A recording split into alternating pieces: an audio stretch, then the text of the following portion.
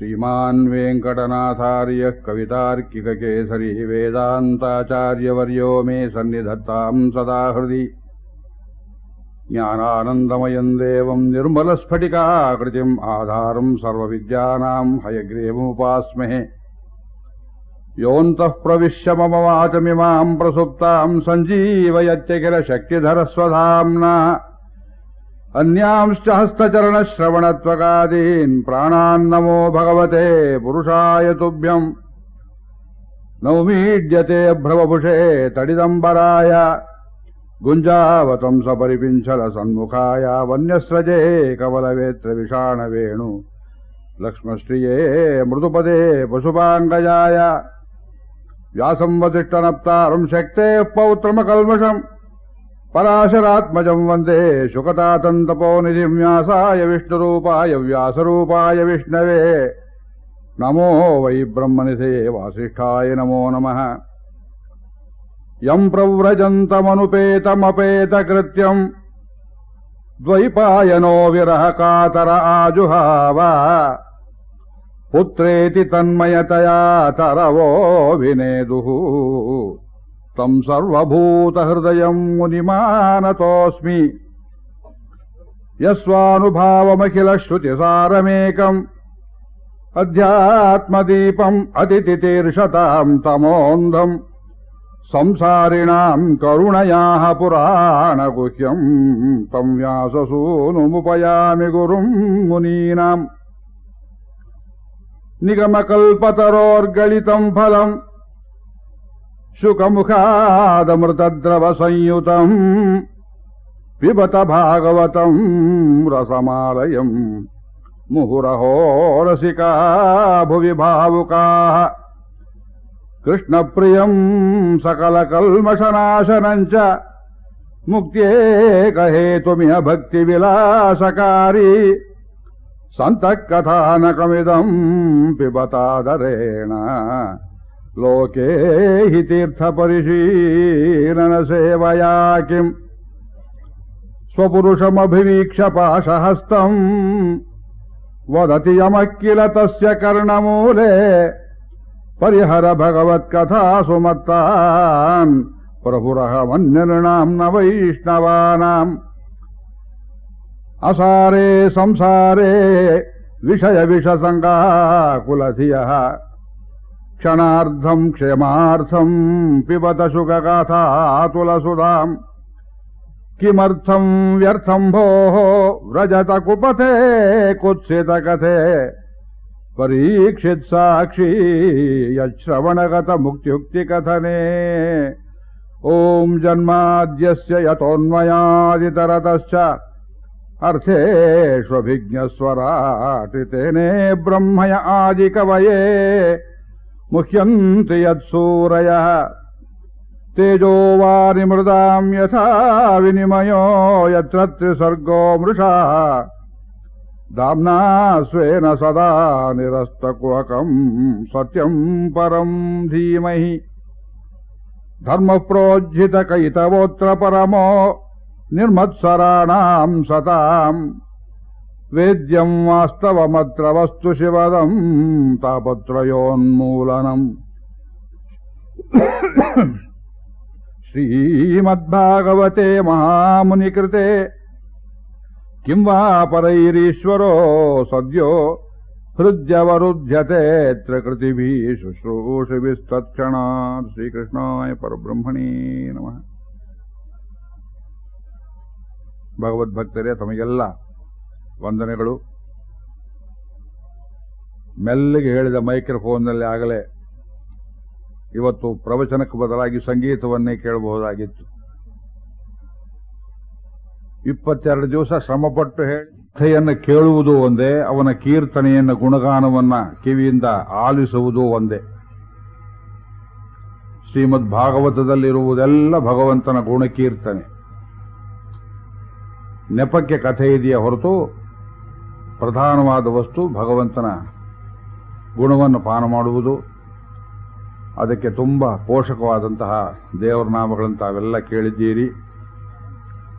ಇನ್ನಷ್ಟು ಹೊತ್ತು ಅದನ್ನೇ ಹೇಳ್ಬೋದಾಗಿತ್ತು, ನನಗೂ ವಿಶ್ರಾಂತಿ ಆಗುತ್ತಿತ್ತು. ಇದನ್ನ ಎಷ್ಟು ಹೇಳಿದ್ರು ಕಡಿಮೆ. ಅವರಿಗೆ ಸನ್ಮಂಗಳವನ್ನು ಭಗವಂತ ಉಂಟು ಮಾಡಲಿ. ಇವತ್ತಿನ ಪ್ರಧಾನ ಭಾಗದಲ್ಲಿ ದಯವಿಟ್ಟು ಕೂತ್ಕೊಳ್ಳಿ. ಕುಚೇಲೋಪಾಖ್ಯಾನವನ್ನು ಭಿನ್ನಯಿಸಬೇಕು. ಅದಕ್ಕೆ ಪೂರ್ವದಲ್ಲಿ ಕೆಲವು ವೃತ್ತಾಂತಗಳನ್ನು ತಮಗೆ ಶ್ರುತಪಡಿಸಬೇಕು. ನರಕಾಸುರ ವಧೆಯನ್ನು ನಿನ್ನೆ ಸಂಕ್ಷೇಪವಾಗಿ ಉಪನ್ಯಾಸದ ಕೊನೆಗೆ ವಿಜ್ಞಾಪಿಸಿಕೊಂಡೆ. ಅವತಾರ ಕಾಲದಲ್ಲಿ ಭಗವಂತನನ್ನ ಪಾಷಂಡರು, ನಮ್ಮಂಥ ಸಾಮಾನ್ಯ ಮನುಷ್ಯರು ಕೇವಲ ಮರ್ತ್ಯ ಭಾವದಿಂದ ನೋಡಬಹುದು, ಭಕ್ತರು ಅವನನ್ನು ದಿವ್ಯ ಭಾವದಿಂದ ನೋಡಬಹುದು. ಈ ದಿವ್ಯವೂ ಭವ್ಯವೂ ಮರ್ತ್ಯದಲ್ಲಿ ಅಂಕುರಿಸುವುದೇ ಅವತಾರದ ಮೋಹ ಮತ್ತು ಮಾಯೆ. ಅವತಾರದ ಉದ್ದೇಶ ಭಕ್ತರನ್ನ ತನ್ನ ರೂಪ, ಗುಣ, ಲೀಲೆಗಳಿಂದ ತೃಪ್ತಿಪಡಿಸುವುದಾಗಿದ್ದರೆ ಆಸುರಿ ಪ್ರಾಯರಿಗೆ ಮೋಹ ಉಂಟು ಮಾಡುವುದು ಆ ಲೀಲೆಯ ಇನ್ನೊಂದು ಮುಖ. ಅವಜಾನಂತಿ ಮಾಂ ಮೂಢಾಃ, ಅವನೇ ಹೇಳಿಕೊಂಡ ಭಗವದ್ಗೀತೆಯಲ್ಲಿ, ಪರಂ ಭಾವಂ ಅಜಾನಂತಹ. ಎಷ್ಟೋ ಜನ ದೊಡ್ಡವರು, ಪ್ರಸಿದ್ಧರೆನಿಸಿಕೊಂಡವರು ಕೃಷ್ಣ ಮಾಯೆಯಲ್ಲಿ ಕೊಚ್ಚಿ ಹೋದರು. ಮಹಾಭಾರತದಲ್ಲಿ, ಭಾಗವತದಲ್ಲಿ. ಅದರಲ್ಲಿ ಭೀಷ್ಮನಂಥವರೇ ಕೊಚ್ಚಿ ಹೋದರು, ನಮ್ಮಂಥವ್ರ ಪಾಡೇನು. ದ್ರೋಣನಂಥವರೇ ಕೊಚ್ಚಿ ಹೋದರು, ನಮ್ಮಂಥವ್ರ ಪಾಡೇನು. ಕೃಷ್ಣನನ್ನು ಹಡೆದ ತಾಯಿಯೇ ಕೊಚ್ಚಿ ಹೋದಳು ಕೃಷ್ಣ ಮಾಯೆಯಲ್ಲಿ, ನಮ್ಮಂಥವ್ರ ಪಾಡೇನು. ನರಕಾಸುರ ಕೊಚ್ಚಿ ಹೋಗೋದ್ರಲ್ಲಿ ಆಶ್ಚರ್ಯವಿಲ್ಲ. ಇವನು ಭೂಮಿಯ ಪುತ್ರ. ಅವನಿಗೆ ಭೂದೇವಿಯ ಎದುರಿಗೆ ಭಗವಂತನಿಂದ ಶರೀರ ವಿಯೋಗ ಆಗಬೇಕು ಅನ್ನುವಂತಹ ಒಂದು ವರಪ್ರಾಪ್ತಿ ಇತ್ತು. ಅದಕ್ಕೋಸ್ಕರವಾಗಿ ಭೂದೇವಿಯ ಅಂಶವಾದ ಸತ್ಯಭಾಮಾದೇವಿಯ ಜೊತೆಯಲ್ಲಿಯೇ ಪ್ರಾಗ್ಜ್ಯೋತಿಷಪುರಕ್ಕೆ ಹೋಗಿ ಸ್ವಾಮಿ ಕೃಷ್ಣ ಚಕ್ರ ಪ್ರಯೋಗ ಮಾಡಿ ಅವನ ತಲೆಯನ್ನು ತೆಗೆದ. ಇದು ಒಂದು ಮುಖ. ಲೌಕಿಕ ಬರೋಣ. ನರಕಾಸುರನ ಸೆರೆಯಲ್ಲಿ 16,000ಕ್ಕೆ ಮೇಲ್ಪಟ್ಟ ಸುಂದರ ಕನ್ಯಾಮಣಿಯರು ಕೊಳೆಯುತ್ತಾ ಬಿದ್ದಿದ್ರು ಆ ಸೆರೆಯಲ್ಲಿ. ಎಲ್ಲಿ ಹೋದ್ರು ಕನ್ಯೆಯರೇ ಗಂಟು ಬೀಳ್ತಾರೆ ಕೃಷ್ಣನಿಗೆ. ನಾನೇನ್ ಮಾಡಬೇಕು? ನಮ್ದು ನಿಮ್ದು ಏನಿದ್ರಲ್ಲಿ ಪ್ರಶ್ನೆ ಇಲ್ಲ. ಅಷ್ಟ ಮಹಿಷಿಯರು ಒಬ್ಬೊಬ್ಬರೇ ಪತ್ರ ಬರೆದು ರುಕ್ಮಿಣಿ ಅಂತ ಅವರು ಬಂದರು, ಬೇರೆ ಬೇರೆಯವರು ಬಂದರು, ಎಲ್ಲ ಹೇಳಿದ್ದೇನೆ. ಅವರೆಲ್ಲರೂ ಎಲ್ಲಿ ಕಡೆಯವರು ಗೊತ್ತಿಲ್ಲ. ಪ್ರಾಯಶಃ ಒಂದೇ ಊರಿನವರಲ್ಲ, ಒಂದೇ ದೇಶದವರಲ್ಲ. ಭಾರತ ದೇಶದ ಅನೇಕ ಭಾಗಗಳಿಂದ ಬೇರೆ ಬೇರೆ ಭಾಷೆಯನ್ನಾಡುವ ಅನೇಕರ ರಾಜ್ಯಗಳಿಂದ ನರಕಾಸುರ ಅವರನ್ನ ಕದ್ದು ತಂದಿದ್ದ, ಕಿಡ್ನಾಪ್ ಮಾಡಿ ತಂದಿದ್ದ. ಈ ಕಿಡ್ನಾಪ್ ಅನ್ನೋದಾಗಲೂ ಇತ್ತು, ಈಗಲೂ ಇತ್ತು. ಒಬ್ಬರು ಭಾಷೆ ಒಬ್ಬರು ಗೊತ್ತಿರಲಿಲ್ಲವಾದ್ದರಿಂದ ಎಲ್ಲರೂ ಒಗ್ಗೂಡಿ ತಮ್ಮ ಸ್ವಾತಂತ್ರ್ಯ ಪ್ರಾಪ್ತಿಗೆ ಪ್ರಯತ್ನ ಮಾಡುವ ಯತ್ನ ಆಗದೆ ಹೋಗಲಿ ಅಂತ ಉದ್ದೇಶ ಇತ್ತು. ಏನು ಕಥೆಯೋ. ಒಬ್ಬ ಕ್ಷುದ್ರ ಪಶುವಿನಂತಹ ಮನುಷ್ಯನಿಗೆ ಭೋಗಕ್ಕೆ ಎಷ್ಟೊಂದು ಸ್ತ್ರೀಯರು ಬೇಕು ಯೋಚನೆ ಮಾಡಿ. ಒಬ್ಬ ಅನುಭವಿಸುವುದಕ್ಕೆ ಎಷ್ಟು ಹಣ ಬೇಕು, ಒಬ್ಬ ಮಲಕೊಳ್ಳುವುದಕ್ಕೆ ಎಷ್ಟೊಂದು ದೊಡ್ಡ ಮನೆ ಬೇಕು, ಒಬ್ಬ ಊಟ ಮಾಡುವುದಕ್ಕೆ ಎಷ್ಟು ಊಟ ಬೇಕು. ಇದು ನೋಡಿದ್ರೆ ವೈರಾಗ್ಯ ಬರುತ್ತೆ. ವೈರಾಗ್ಯ ಬರದೇ ಇದ್ದವರು ಎಲ್ಲ ನನಗೆ ನನಗೆ ನನಗೆ ಎಂಬುದಾಗಿ ಅಹಂಕಾರದಿಂದ ಕೂಡಿ ಹಾಕ್ತಾರೆ. ಇವನು 16,000 ಕನ್ಯೆಯರನ್ನು ಕೂಡಿ ಹಾಕಿದ್ದ. ಏನು ಕಾರಣ? ಅವರನ್ನು ಮುಟ್ಟಿರಲಿಲ್ಲ. ಅಷ್ಟೊಂದು ಜನ ಸ್ತ್ರೀಯರಿಗೆ ಇವನು ವಾಸವನ್ನು ಎಲ್ಲಿ ಕಲ್ಪಿಸಿದ್ದ? ಯುದ್ಧ ನಡೆದದ್ದು ಒಂದು ಗುಹೆಯಲ್ಲಿ ಅಂತ ಹೇಳ್ತಾರೆ. ಸ್ವಾಮಿ ಕೃಷ್ಣ ಯಾವುದೋ ಒಂದು ಕಾಲದಲ್ಲಿ ಇವನಿಗೊಂದು ವೈಷ್ಣವಾಸ್ತ್ರವನ್ನು ಕೊಟ್ಟಿದ್ದ. ಆ ವೈಷ್ಣವಾಸ್ತ್ರ ಈಗ ನರಕಾಸುರನ ಮಗನಾದ ಭಗದತ್ತನ ಕೈಯಲ್ಲಿತ್ತು. ಭಗದತ್ತನ ಹೆಸರು ನೀವು ಕೇಳಿರಬೇಕು ಮಹಾಭಾರತ ಕಥೆಯಲ್ಲಿ. ಅವನೊಂದು ವಿಚಿತ್ರವಾದ ಆನೆಯ ಮೇಲೆ ಕೂತ್ಕೊಂಡು ಬರ್ತಾನೆ. ಮಹಾಭಾರತ ಯುದ್ಧದಲ್ಲಿ ಅವನು ಹತವಾಗುವ ಚರಿತ್ರೆ ತುಂಬಾ ಆಶ್ಚರ್ಯಕರವಾದದ್ದು. ಕಣ್ಣಿಗೆ ಕಟ್ಟುವಂತೆ ವೇದವ್ಯಾಸರು ಚಿತ್ರವನ್ನು ಕೊಡ್ತಾರೆ. ಅವನಿಗೆ ಕಣ್ಣಿನ 2 ಹುಬ್ಬುಗಳು ಯಾವಾಗಲೂ ಜೋತಾಡ್ತಾ ಇದ್ದು, ಕಣ್ಣು ಮುಚ್ಚಿಕೊಳ್ತಾ ಇತ್ತು. ಏನೋ ಒಂದು ರೋಗ ಹೇಳ್ತಾರೆ, ಅಕ್ಯೂಟ್ ಆಸ್ಮಾ ಬಂದವರಿಗೆ ಕೆಲವರಿಗೆ ಆಗತ್ತಂತೆ. ಅದು ಕಣ್ಣು ರೆಪ್ಪೆ ತನ್ನಷ್ಟು ತಾನೇ ಮುಚ್ಚಿಕೊಳ್ಳುತ್ತೆ. ಆ ಮುಚ್ಚುವುದನ್ನು ತಪ್ಪಿಸೋದಕ್ಕೆ ಕಣ್ಣನ್ನ ರೆಪ್ಪೆಯನ್ನು ಮೇಲಕ್ಕೆ 2 ಕಡೆ ಎತ್ತಿ ಅದಕ್ಕೊಂದು ಪಟ್ಟಿಯನ್ನು ಬಿಗಿದುಕೊಂಡಿದ್ದ ಅವನು. ಈ ಚಿತ್ರ ಕೊಡ್ತಾರೆ ವೇದವ್ಯಾಸರು ಮಹಾಭಾರತದಲ್ಲಿ. ಅರ್ಜುನನ ಕೈಯಲ್ಲಿ ಶ್ರೀಕೃಷ್ಣ ಸ್ವಾಮಿ ಆ ಪಟ್ಟಿಯನ್ನು ಕತ್ತರಿಸುವಂತೆ ಮಾಡಿ ಅವನ ಕಣ್ಣು ಮುಚ್ಚುವಂತೆ ಮಾಡಿ ಅವನನ್ನು ಸಂಹಾರ ಮಾಡಬೇಕು ಅಂತ ಹೊರಟ್ರೆ ಅವನು ನಾರಾಯಣಾಸ್ತ್ರವನ್ನು ಪಾಂಡವರ ಸೇನೆ ಮೇಲೆ ಪ್ರಯೋಗ ಮಾಡುತ್ತಾನೆ. ಅದಕ್ಕೆ ಪ್ರತಿಯಸ್ತ್ರವಿಲ್ಲ, ಎಲ್ಲರೂ ಕೈ ಮುಗಿಯಬೇಕು. ಭೀಮನೊಬ್ಬನ ಹೊರತು ಎಲ್ಲರೂ ಕೈ ಮುಗಿದ್ರು, ಇವನೊಬ್ಬ ಕೈ ಮುಗಿಯಲಿಲ್ಲ. ಕೈ ಮುಗಿಯಲಿಲ್ಲವಾದ್ರಿಂದ ಸುಡುವುದಕ್ಕೆ ಆರಂಭ ಮಾಡಿತು. ಸ್ವಯಂ ಕೃಷ್ಣನೇ ಬಂದು ಕೆಳಗೆ ಹಾಕು ಹಾಕು ಅಂತ ಹೇಳಿದ್ರು. ಏನ್ ಮಾಡುತ್ತೀರಿ ಅಸ್ತ್ರ, ನಾ ಹಾಕೋದಿಲ್ಲ, ಕೈ ಮುಗಿಯೋದಿಲ್ಲ ಅಂತ ಹೇಳಿ ಗಲಾಟೆ ಮಾಡುವಾಗ ಕೃಷ್ಣನೇ ಬಂದು ಎದೆಯೊಡ್ಡಿ ವೈಷ್ಣವಾಸ್ತ್ರವನ್ನು ಸ್ವೀಕರಿಸಿದಾಗ ಅದು ವೈಜಯಂತಿ ಮಾಲೆಯಾಗಿ ಅವನ ಕೊರಳಲ್ಲಿ ಬಿತ್ತು ಅಂತ ಕಥೆಯನ್ನು ಮಹಾಭಾರತದಲ್ಲಿ ಬರೆದಿದ್ದಾರೆ ವೇದವ್ಯಾಸರು. ಭಗದತ್ತನೇ ಸಾಕಾಗಿತ್ತು ಉಪದ್ರವ ಅವರ ಅಪ್ಪ ಇವನು ನರಕಾಸುರ. 16,000 ಸ್ತ್ರೀಯರನ್ನು ಊರಾಚೆಗೆ ಯಾವುದೋ ಒಂದು ಗುಹೆಯಲ್ಲಿ ಅಷ್ಟು ಜನರಿಗೆ ಬೇರೆ ಬೇರೆ ಕಡೆಯಲ್ಲಿ 16,000 ಅಂದ್ರೆ ಲಾಡ್ಜಿಂಗ್ ಬೋರ್ಜಿಂಗ್ ಕಲ್ಪನೆ ಮಾಡುವುದು ಹೇಗೆ ಯೋಚನೆ ಮಾಡಿಕೊಳ್ಳಿ. ಅವನು ಹೇಗೆ ಮಾಡಿಟ್ಟಿದ್ದನೋ ಕೃಷ್ಣ ಅವತಾರ ಸಂಪುಟದಲ್ಲಿ ಬರೆದಿದ್ದೇನೆ ದೊಡ್ಡದಾಗಿ. ಅವರೆಲ್ಲರೂ ಸ್ತ್ರೀಯರು ಸೇರಿಕೊಂಡು ಈಗ ಕೃಷ್ಣನಿಗೆ ಪ್ರಾರ್ಥನೆ ಮಾಡ್ತಾರೆ. ಅತ್ರ ರಾಜನ್ಯ ಕನ್ಯಾನಾಂ ಷಟ್ಸಹಸ್ರಾಧಿಕಾಯುತಂ ಭೌಮಾಹೃತಾನಾಂ ವಿಕ್ರಮ್ಯ ರಾಜಭ್ಯೋ ದದೃಶೇ ಹರಿಹಿ. ಕೃಷ್ಣ ತನ್ನ ಪರಿವಾರದ ಜೊತೆಯಲ್ಲಿ, ಸಾತ್ವಿಕಿ ಮೊದಲಾದವರ ಜೊತೆಯಲ್ಲಿ, ಸತ್ಯಭಾಮೆಯ ಜೊತೆಯಲ್ಲಿ ಆ ಕನ್ಯೆಯರ ಕಷ್ಟವನ್ನು ವಿಚಾರಿಸ್ತಾನೆ. ನರಕಾಸುರನ್ನು ಕೊಂದು ಹಾಗೇ ಹೋಗಲಿಲ್ಲ, ಅವ್ರು ಸೆರೆ ಬಿಡಿಸಬೇಕಲ್ಲ.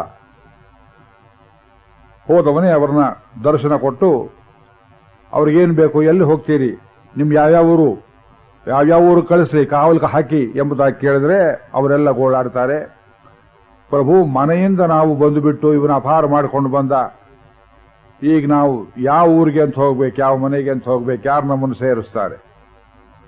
ಅವರೇ ಮನೆ ಬಿಟ್ಟು ಹೋಗಲಿಲ್ಲ, ಯಾವನೋ ಕದ್ಕೊಂಡು ಹೋದ. ಅಂಬೆಗತಿ ಮಹಾಭಾರತದಲ್ಲಿ. ಎಲ್ಲಿಗೆ ಅಂತ ಹೋಗಬೇಕು, ನಮ್ಮ ಪರಿಗ್ರಹ ಮಾಡುವವರು ಯಾರು, ನಮಗೆ ವಿವಾಹ ಮಾಡಿಕೊಳ್ಳೋರು ಯಾರು?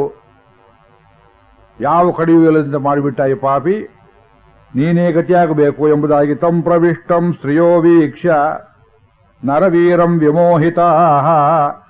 ಕೃಷ್ಣನನ್ನು ನೋಡಿದ ಕೂಡಲೇ ಅವರ ಮನಸ್ಸಿನಲ್ಲಿ ಆಶೆ ಅಂಕುರವಾಯಿತು. ಕೃಷ್ಣನನ್ನೇ ಪತಿಯನ್ನಾಗಿ ವರಿಸಬೇಕು ಅಂತ ಮನಸಾ ವವ್ರಿರೆ ಅಭೀಷ್ಟಂ ಪತಿಂ ದೈವೋಪಸಾದಿತಂ.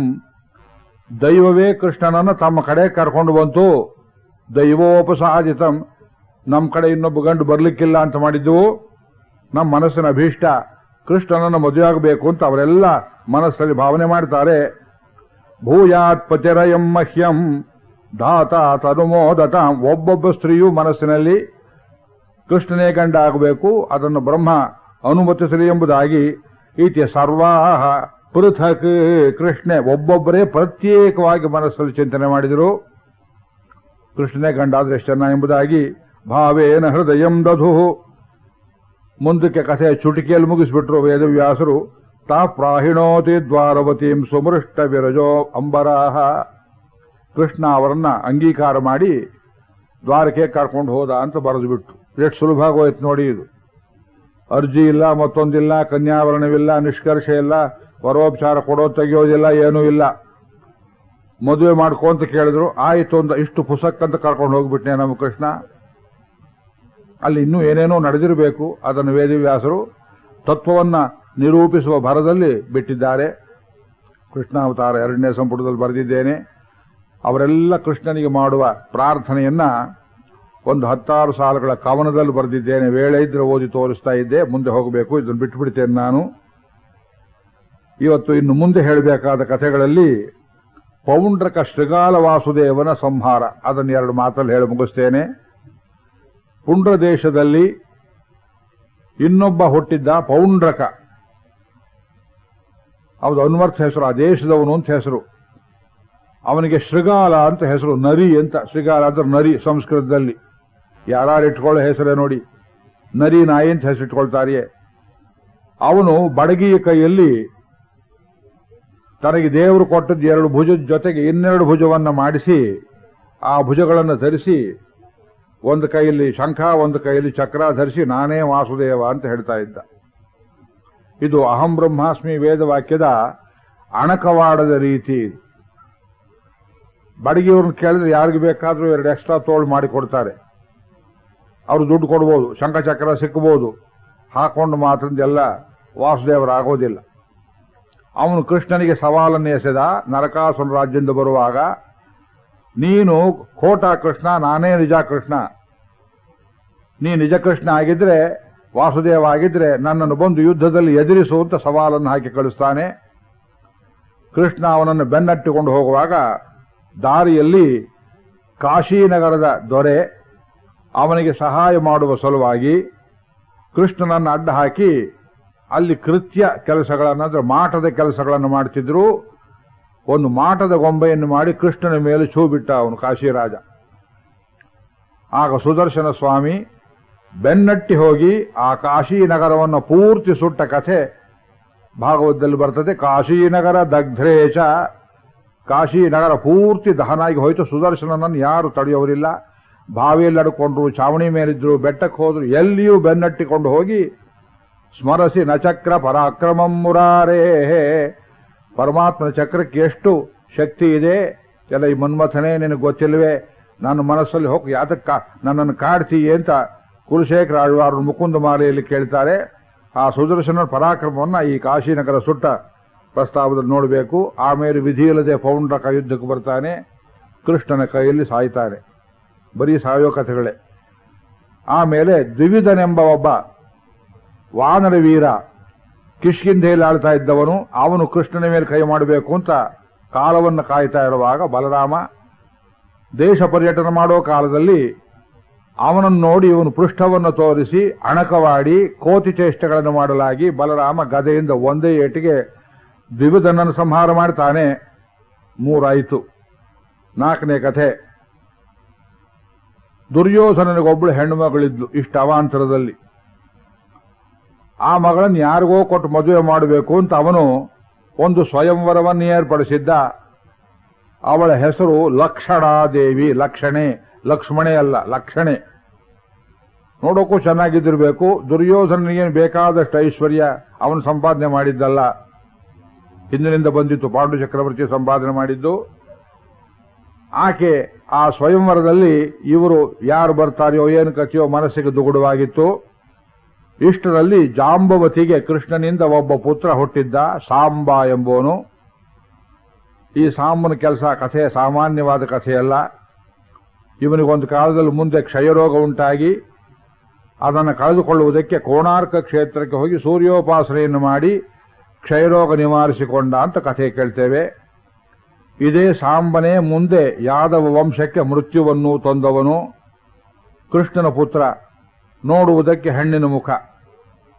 ಇವನಿಗೆ ಯಾದವ ವೀರರೆಲ್ಲ ಹೊಟ್ಟೆಗೆ ಬಟ್ಟೆಯನ್ನು ಕಟ್ಟಿ ಗರ್ಭಿಣಿ ಸ್ತ್ರೀ ಅಂತ ಅಲಂಕಾರ ಮಾಡಿ ದೂರ್ವಾಸರನ್ನ ಕೆಣಕಿ ಈ ಸ್ತ್ರೀಯ ಹೊಟ್ಟೆಯಲ್ಲಿ ಹುಟ್ಟುವ ಮಗು ಹೆಣ್ಣೋ ಗಂಡೋ ಅಂತ ಕೇಳೋದಕ್ಕೆ ಹೋಗಿ ನಿಮ್ಮ ವಂಶವನ್ನು ಹಾಳು ಮಾಡುವ ಕೊಡಲಿ ಹುಟ್ಟುತ್ತೆ ಅಂತ ದುಷ್ಟ ವರವನ್ನು ಪಡ್ಕೊಂಡ್ರು ಅಂತ ಕೇಳ್ತೀರಿ. ಮಹಾ ದುಷ್ಟ. ಕೃಷ್ಣನ ಪುತ್ರರಲ್ಲಿ ಇವನು ದಾರಿ ಬಿಟ್ಟು ಹೋದವನು. ಜಾಂಬವತಿಗೆ ತಕ್ಕ ಮಗನಲ್ಲ, ಜಾಂಬವಂತನಿಗೆ ತಕ್ಕ ಮೊಮ್ಮಗನಲ್ಲ. ಇವನೇನು ಮಾಡಿದ, ಕೃಷ್ಣನಿಗೆ ಹೇಳಲಿಲ್ಲ, ಬಲರಾಮನಿಗೆ ಹೇಳಲಿಲ್ಲ. ರುಕ್ಮಿಣಿ ಪತ್ರ ಬರೆದಿದ್ಲು ಅಂತ ಕೃಷ್ಣ ಹೋಗಿ ಅವಳನ್ನು ಕರ್ಕೊಂಡ್ಬಂದ. ಲಕ್ಷಣ ಏನು ಇವನಿಗೆ ಪತ್ರ ಬರೆದಿರಲಿಲ್ಲ. ಇವನು ಹೋಗಿ ಏಕಾಏಕಿ ದುರ್ಯೋಧನ ಸಭೆಯಲ್ಲಿ ಆ ಲಕ್ಷಣೆಯನ್ನು ಅಪಹರಿಸಿಕೊಂಡು ಬರ್ತೇನೆ ಅಂತ ಪ್ರತಿಜ್ಞೆ ಮಾಡಿ ಹೋಗಿ ಅಲ್ಲಿ ಸಿಕ್ಕಿಬಿದ್ದ. ತಂದೆ ಹಾಗೆ ಮಾಡ್ತೇನೆ ಅಂತ ಹೋಗಿ ತಂದೆ ಕೆಲಸ ಮಾಡಲಿಲ್ಲ ಸರಿಯಾಗಿ.